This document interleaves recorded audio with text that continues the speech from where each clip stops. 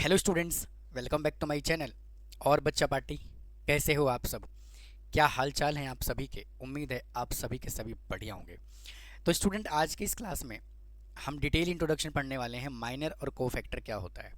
इससे पहले मैंने बहुत सारे वीडियोज़ ऑलरेडी अपलोड किए हुए हैं, आप उसको भी कंसिडर कर सकते हो। और चैनल पर अगर नए हो तो चैनल को फॉलो करना ना भूलें और वीडियो को लाइक करें। आइए देखते हैं, बात करते हैं माइनर और कोफैक्टर क्या होता है। तो माइनर और कोफैक्टर को समझने के लिए ना एक मैं छोटा सा एग्जांपल कंसिडर करता हूँ। देखिए, एक एग्जांपल लेते हैं, 2, 3, 4 और 8। ठीक है, एक मैट्रिक्स हमने बना लिया, एक मैट्रिक्स हमने लिया 2, 3 और 4, 8। अब ये माइनर होता क्या है समझिए ज़रा। देखिए, वापस से इसको लिखते हैं। एक मैट्रिक्स ले रहा हूँ मैं, 2, 3, 4 और 8। ये मैट्रिक्स हमने ए ले लिया, ठीक है ना। अब ये माइनर क्या होता है, बहुत ध्यान से समझिएगा। देखो, मैं यहाँ से क्या कहता हूँ, मैं लिख रहा हूँ minor of element, minor of element. Element कौन सा एलिमेंट? अगर हम इसको बोलें A11, A12, A21 और A22 तो कोई दिक्कत है? तो जी कोई दिक्कत नहीं है। तो माइनर हमें किस एलिमेंट का निकालना है? A11 का निकालना है। किसका निकालना है? हमें A11 का निकालना है। Minor of element A11 is equal to, और माइनर को ना हम स्मॉल लेटर m से रिप्रेजेंट करते हैं, M11 इज इक्वल टू। अब ये निकलता कैसे है? सबसे पहले ये 2 से रिलेटेड, ये डिलीट और ये डिलीट, तो यहाँ पे क्या बचा? ये 8 बचा। ठीक है, तो after deleting row and column, related element से, सॉरी, एलिमेंट से रिलेटेड जो भी ये कॉलम है, सॉरी, ये जो रो है और ये कॉलम है, इसको हम डिलीट कर देते हैं और जो बचता है वही क्या कहलाता है बेटा? माइनर कहलाता है। तो इसका आंसर कितना आ जाएगा? 8 आ जाएगा।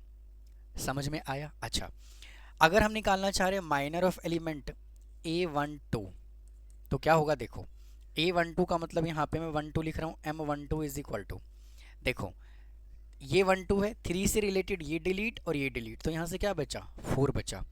तो इसका माइनर कितना हो गया? 4 आ गया। ठीक है, फिर हम निकालना चाह रहे हैं minor of element A21।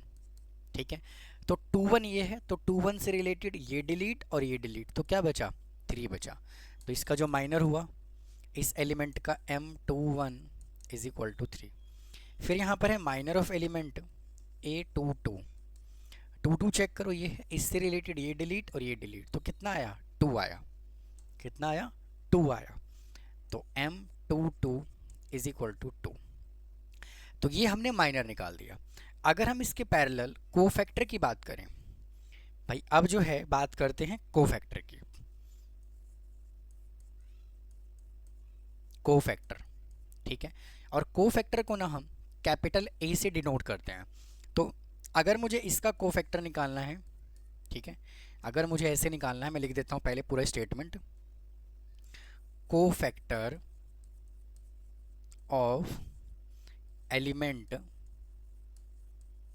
A11, जिसको हम कैपिटल A11 से डिनोट करते हैं। ठीक है, तो क्या होगा? देखो, बहुत सिंपल मेथड है। पहले मैं डायरेक्ट बताऊंगा, उसके बाद फिर हम चलेंगे फॉर्मूले पे।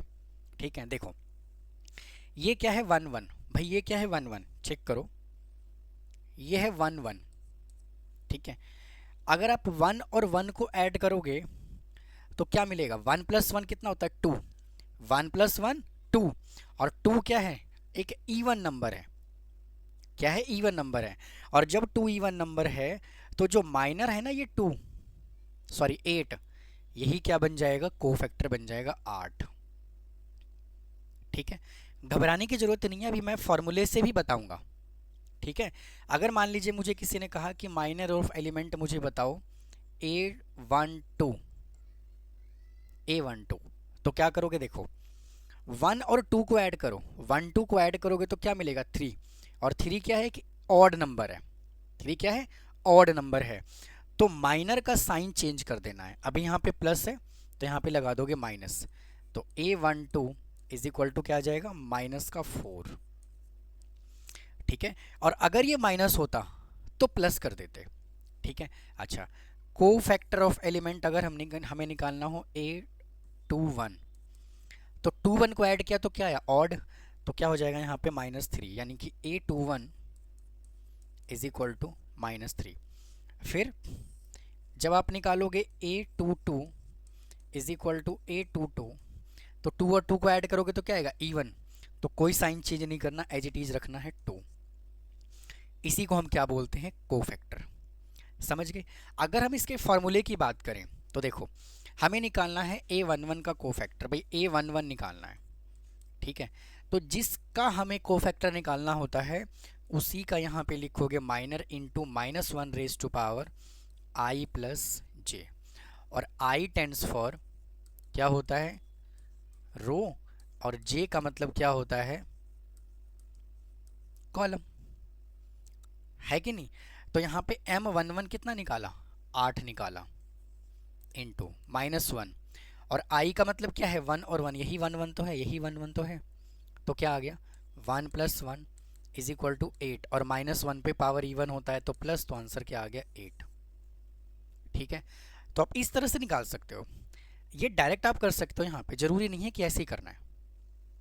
समझ में बात आई कि नहीं आई, या फिर आप इसको ऐसे भी कर सकते हो कि यहाँ पे क्या दिया हुआ है, A11, A12, A21 और A22, जब आप इसको कंपेयर करोगे तो यहाँ पे इवन है तो साइन पॉजिटिव, यहाँ ऑड है तो नेगेटिव, यहाँ ऑड है तो नेगेटिव, यहाँ पॉजिटिव। ठीक है, आप ऐसे भी कर सकते हो, डायरेक्ट भी कर सकते हो।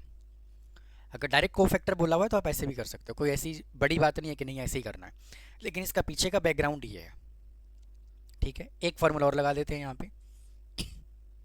जैसे मान लो मुझे A12 निकालना है, A12 निकालना है, तो क्या करना है, सबसे पहले माइनर ऑफ एलिमेंट लिखोगे A12, -1 रेज टू पावर 1 + 2, तो कितना निकाला हमने 1 2, ये बेटा 1 2 कितना है -4, तो -4 इंटू -1 रेज टू पावर, नहीं -4 नहीं है, ये हमें A12 हमने 4 निकाला है, तो ये 4 है, और -1 पे पावर इवन होता है तो क्या होता है माइनस, तो ये लो जी -4 आ गया, ये रहा -4। ठीक है, तो आप इस तरह से निकाल सकते हो। समझ में आया कि नहीं आया, उम्मीद है समझ में आ गया होगा। अगर नहीं समझ में आया तो कमेंट बॉक्स में कमेंट कीजिए, तभी मुझे पता लगेगा कि आपको समझ में आ रहा है कि नहीं आ रहा। ठीक है, इसको नोट कर लो अगर करना है तो। फिर चलते हैं अगले वाले टाइप पे। देखो, अब नेक्स्ट टाइप जो है ना वो 3x3 ऑर्डर का मैट्रिक्स है। अब देखिए, मैंने स्टूडेंट एक मैट्रिक्स और कंसीडर कर लिया, इसका माइनर कैसे निकालोगे, जब 3x3 ऑर्डर का मैट्रिक्स दिया हुआ हो तो माइनर और कोफैक्टर का क्या कॉन्सेप्ट होगा। बिल्कुल सिंपल मेथड है इसका भी, अगर आपको डिटरमिनेंट निकालना आता होगा तो बहुत ही ईजिली आप इसको भी कर पाओगे। कैसे, देखो, सबसे पहले हमें क्या निकालना है, minor of element, minor of element minor of element A11, जिसको हम M11 बोलते हैं। या तो आप पूरा स्टेटमेंट लिखिए, नहीं तो शॉर्ट फॉर्म में M11 लिखिए, ज़रूरी नहीं है कि पूरा स्टेटमेंट ही लिखना है, M11 लिखिए। ठीक है, तो क्या करोगे, देखो 3 से रिलेटेड ये 3 दिया हुआ है, 3 से रिलेटेड ये डिलीट और ये डिलीट, अब यहाँ से 4 एलिमेंट बचा, तो क्या करना है, क्रॉस मल्टीप्लाई, इसको इसके साथ और इसको इसके साथ। ठीक है ना, तो देखो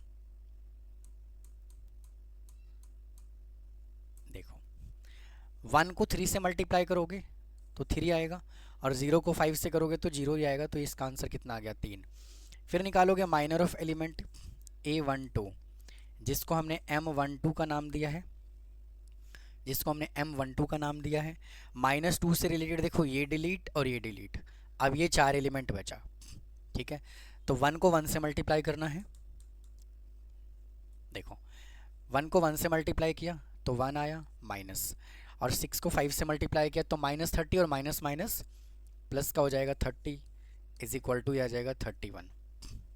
निकालोगे minor of element A13 is equal to M13 is equal to, अब देखो 13 कितना है, 4 है, 4 से रिलेटेड ये डिलीट और ये डिलीट, तो कितना आएगा 1 को 0 से मल्टीप्लाई किया तो 0, माइनस 6 को 3 से मल्टीप्लाई किया तो 18 इज इक्वल टू माइनस का 18।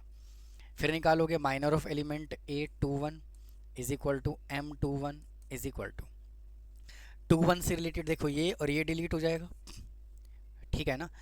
तो -2 को 1 से मल्टीप्लाई किया तो -2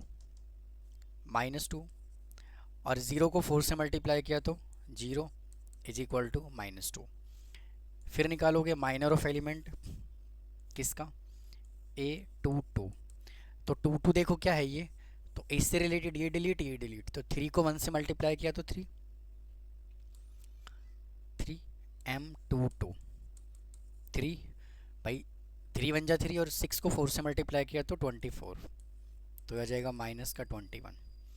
फिर minor of element A23 is equal to M23। 23 देखो ये है, इससे रिलेटेड ये डिलीट और ये डिलीट, तो 0 को 3 से मल्टीप्लाई किया 0 माइनस, और 6 2 जा 12, तो माइनस माइनस हो जाएगा प्लस का 12, तो ये आ गया 12। समझ में आ रहा है कि नहीं आ रहा? आइए अब देखो नेक्स्ट है A31 तो 31 ये है, 31 से रिलेटेड ये डिलीट और ये डिलीट, तो -2 को -5 से मल्टीप्लाई किया तो कितना आया, -2 को -5 से मल्टीप्लाई किया तो माइनस माइनस प्लस का 10 माइनस और 4 3 जा 12, तो यहाँ से आएगा -2। फिर निकालोगे A32 is equal to M32 is equal to 32 से रिलेटेड देखो क्या है ये, इससे रिलेटेड ये डिलीट और ये डिलीट, तो कितना आया 5 3 जा 15 -4 है ना, तो माइनस का 15 -4 इज इक्वल टू -19। फिर निकालोगे यहाँ पे A33 is equal to M33 is equal to, इससे रिलेटेड ये और ये डिलीट, तो 3 3 जा 9 प्लस 2 इज इक्वल टू 11, ठीक है। तो ये हो गया आपका माइनर। अब हमें क्या निकालना है, कोफैक्टर। अब हमें क्या निकालना है, कोफैक्टर। तो कोफैक्टर कैसे निकालोगे, देखो अब हमें निकालना है कोफैक्टर। अब हमें निकालना है कोफैक्टर, तो वापस से कोफैक्टर को कैपिटल ए से डिनोट करते हैं, ठीक है। तो A11, तो वापस से शॉर्टकट ही लगा रहा हूं मैं, 1 और 1 को ऐड करोगे तो क्या आएगा 2 एक इवन नंबर है, तो ये क्या हो जाएगा आपका एज इट इज। फिर A12 1 2 को ऐड किया तो 3 एक ऑड नंबर है, तो क्या हो जाएगा माइनस का 31, क्योंकि यहाँ पे प्लस 31 है, ठीक है। फिर है A13 ठीक है। तो 1 और 3 को ऐड करोगे तो क्या आएगा 4 एक इवन नंबर है, तो एज इट इज माइनर ही बन जाएगा कोफैक्टर, तो माइनस का 18। समझ में बात आई कि नहीं आई? फिर निकालोगे A21, ठीक है। 2 और 1 को ऐड करोगे तो क्या आएगा ऑड, तो माइनर का साइन चेंज हो जाएगा, तो यहाँ पे बन जाएगा पॉजिटिव। सिमिलरली अगर आप निकालोगे A22 तो -21, निकालोगे A23 तो -12, ठीक है। फिर निकालोगे A31 और 3 1 को ऐड करोगे तो क्या आएगा इवन, तो माइनर का साइन क्या रहेगा एज इट इज, तो माइनर ही बन जाएगा कोफैक्टर, मतलब -2। फिर A32 3 और 2 को ऐड किया तो क्या आया ऑड नंबर, तो माइनर का साइन चेंज हो करके क्या हो जाएगा पॉजिटिव 19, क्योंकि यहाँ पे नेगेटिव है तो यहाँ पॉजिटिव हो गया। फिर निकालोगे A33, ठीक है, तो यहाँ पे क्या है A33 3 और 3 को ऐड किया तो क्या आया इवन, तो यहाँ पे एज इट इज आ जाएगा 11, ठीक है। तो आप माइनर इस तरह से निकाल सकते हो। फार्मूला अगर आपको इन सब में आइडेंटिटी लगाना है तो सेम वैसे ही लगाना है जहाँ पे मैंने ये ऐसे लगाया हुआ है, ठीक है, जिसकी रिक्वायरमेंट मेरे हिसाब से तो नहीं है, ठीक है। अब साइन देखिए नेगेटिव पॉजिटिव कहाँ चेंज होता है। अगर हम इसको थोड़ा सा और डिटेल में लिखें, देखिए अगर हम जनरल लैंग्वेज में बात करें तो देखो यहाँ से एक छोटा सा कहानी आपको और समझा देता हूँ। जैसे मान लीजिए एलिमेंट जो होता है वो A11 A12 A13 A21 A22 A23 A31 A32 और A33, ठीक है ना। और जब आप इसका कोफैक्टर निकालते हो ना, भाई जब आप इसका कोफैक्टर निकालते हो तो क्या होता है, यहाँ पे साइन पॉजिटिव रहता है, यहाँ नेगेटिव रहता है, यहाँ पॉजिटिव रहता है, यहाँ negative positive negative, positive negative और पॉजिटिव। ठीक है, ये साइन होता है बेटा जी कोफैक्टर का। ठीक है, ये साइन होता है कोफैक्टर का, क्योंकि यहाँ पे 1 2 आता है, यहाँ पे 2 1 आता है, यहाँ पे 3 2 आता है और यहाँ पे 2 3 आता है, और ये सभी के सभी यहाँ पे क्या है, नेगेटिव है, क्योंकि ये ऐड करने के बाद ऑड नंबर होता है। तो आप इसको भी याद रखोगे तो आप डायरेक्ट निकाल सकते हो कोफैक्टर। समझ में बात आई कि नहीं आई? ठीक है, तो स्टूडेंट ये था कहानी माइनर और कोफैक्टर की। उम्मीद है आपको समझ में आया होगा। बहुत ही डिटेल में मैंने समझाने की कोशिश की है। अगर फिर भी कोई डाउट रह जाता है तो कमेंट बॉक्स में कमेंट करना ना भूलें। चैनल को सब्सक्राइब करें, और सपोर्ट की ज़्यादा ज़रूरत है मुझे अभी, तो चैनल पे बने रहें, ज़्यादा से ज़्यादा फ्रेंड्स को शेयर करें। मिलता हूँ फिर किसी और ऐसे ही वीडियो के साथ। थैंक यू, धन्यवाद।